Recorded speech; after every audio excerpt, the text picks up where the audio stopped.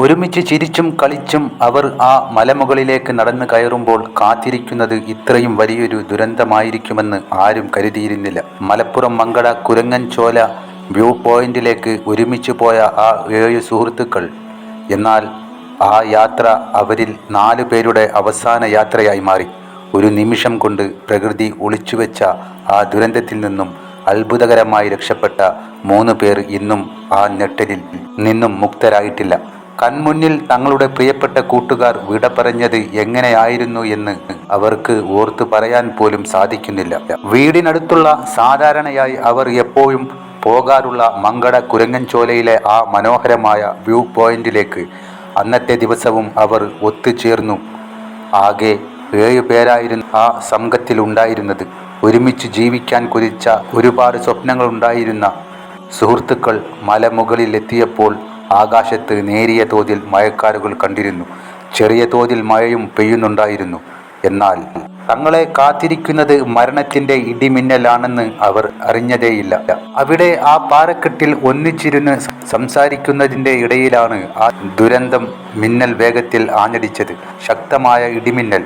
പാറപ്പുറത്ത് ഇരുന്നു കൊണ്ടിരുന്ന അവർക്ക് എന്താണ് സംഭവിച്ചതെന്ന് മനസ്സിലാക്കാൻ പോലും പ്രകൃതി സമയം നൽകിയില്ല. മിന്നലിൻ്റെ ആഘാതത്തിൽ ഇരുന്ന ഇടത്തു നിന്നും തെറിച്ച് അവർ താഴേക്ക് വീഴുകയായിരുന്നു. ആ ആഘാതത്തിൽ ബാക്കി 4 സുഹൃത്തുക്കളും സംഭവ സ്ഥലത്ത് വെച്ച് തന്നെ മരണത്തിന് കീഴടങ്ങി. ആ വലിയ ദുരന്തത്തിൽ നിന്നും 3 പേരാണ് അത്ഭുതകരമായി തിരികെ ജീവിതത്തിലേക്ക് എത്തിയത്.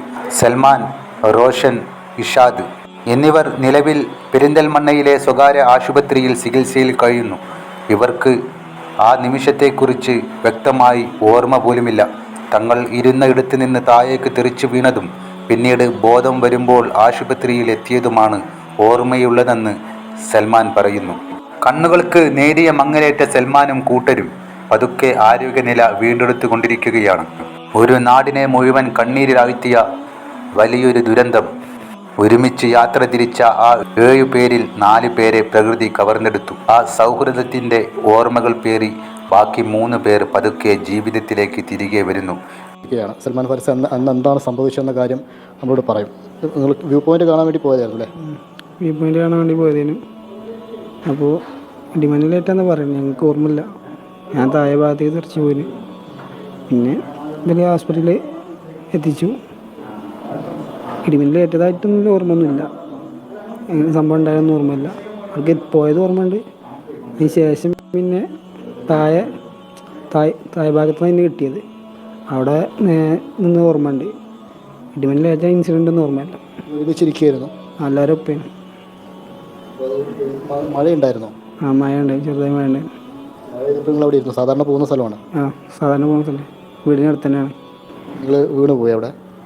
ആ, വീണതാവാം, തെറിച്ചതാ, എന്താ അറിയില്ല.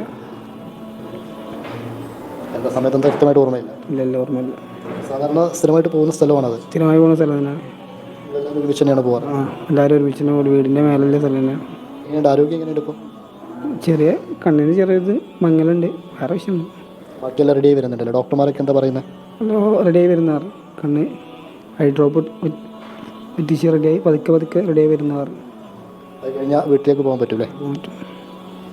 അതാണ് സൽമാൻ ഫാരിസ് പറയുന്നത്. അന്ന് ഇവരൊക്കെ സാധാരണ എല്ലാവരും ഒരുമിച്ച് പോകാറുള്ള ഒരു വ്യൂ പോയിൻ്റ് ആണത്.